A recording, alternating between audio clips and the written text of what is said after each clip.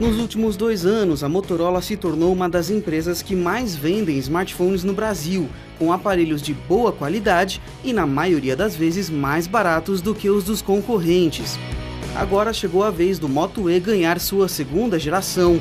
O smartphone de entrada da empresa chega às lojas em 3 versões, 3G, 4G e 4G com DTV. Os preços oficiais variam entre R$ 569 e R$ 729. O primeiro Moto E, lançado em maio de 2014, se destacou positivamente na nossa análise. Será que o seu sucessor conseguiu repetir o bom desempenho em nossos testes? Isso é o que você confere agora nesta análise completa. A Motorola optou por manter um design muito próximo à versão anterior do Moto E nesta segunda geração. Assim, temos outra vez um aparelho com visual moderno e que aposta em linhas curvas na parte traseira. Essa característica torna o manuseio muito mais agradável, garantindo mais firmeza na pegada. Novamente, a Motorola investiu na proteção do produto, e ele é a prova de respingos d'água. Outra novidade desta versão são as Motorola Bands, uma espécie de cinta colorida que recobre a lateral do aparelho. A versão 4G DTV Colors conta com 3 opções de cores distintas: preta, roxa e verde. Substituir uma pela outra é um processo rápido e descomplicado, mas essa novidade traz um ponto negativo.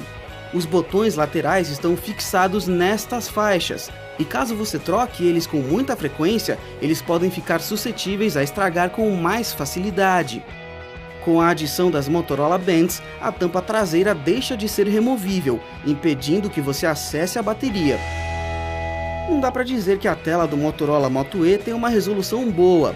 Afinal, estamos falando de um aparelho com 960 por 540 pixels de definição.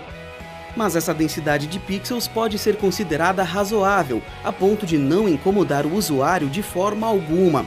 Além disso, levando em consideração a categoria do aparelho, dá para dizer que ele está entre os melhores dentro da sua faixa de preço. O display tem 4,5 polegadas e oferece a proteção Gorilla Glass 3, que minimiza arranhões e riscos na tela. Além disso, o aparelho conta ainda com a tecnologia IPS, que proporciona cores mais vivas e nítidas. A experiência de assistir a filmes e séries ou ainda desfrutar dos seus jogos preferidos não é comprometida pela densidade de pixels de 245 ppi. São poucos os aparelhos considerados básicos que chegam ao mercado hoje com a versão 5.0 do Android. Por isso, esse pode ser considerado um diferencial para o smartphone da Motorola. A exemplo das escolhas realizadas pela empresa em aparelhos lançados anteriormente, o Android embarcado no modelo é praticamente puro, ou seja, sem modificações na interface.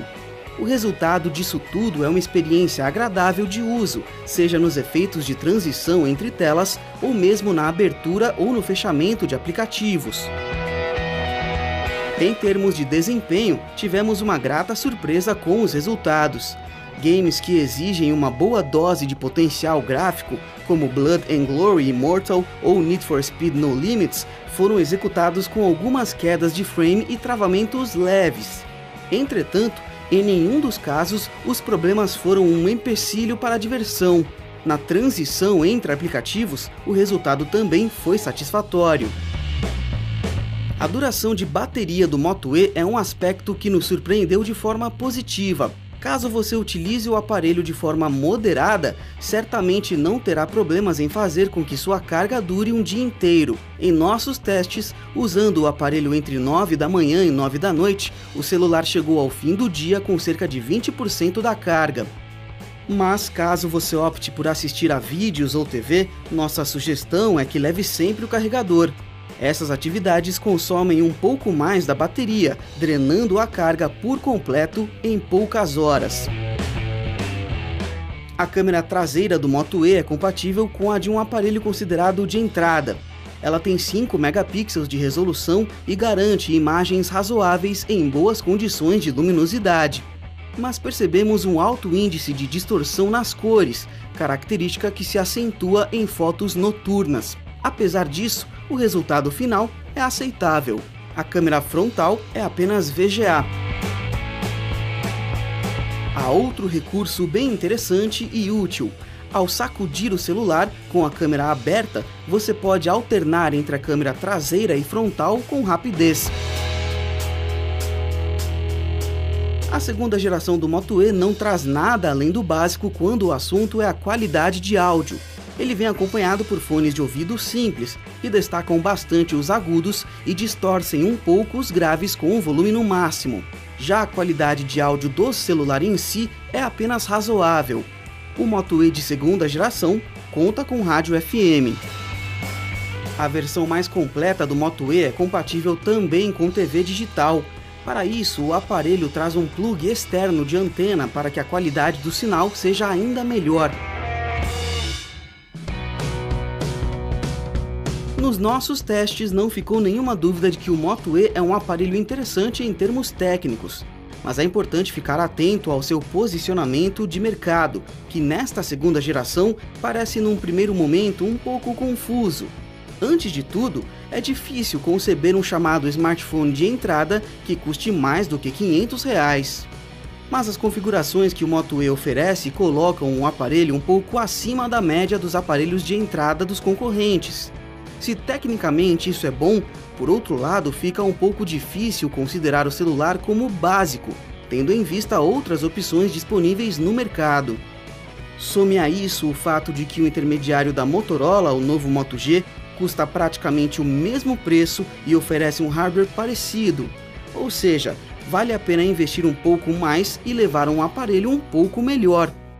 Contudo, o Moto E por si só basta para quem está procurando um aparelho mais simples, bom desempenho na maioria dos aplicativos, Android puro, design versátil e resistente, além de uma bateria capaz de aguentar o dia todo em uso moderado, são algumas das características que tornam o modelo uma excelente escolha para o consumidor.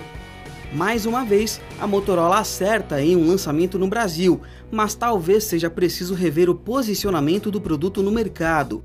Ou os modelos de entrada ficaram melhores e mais caros, ou o Moto E deveria ser tratado como mais uma alternativa no segmento de intermediários. Confira também esta análise no site do Tecmundo e até nosso próximo vídeo.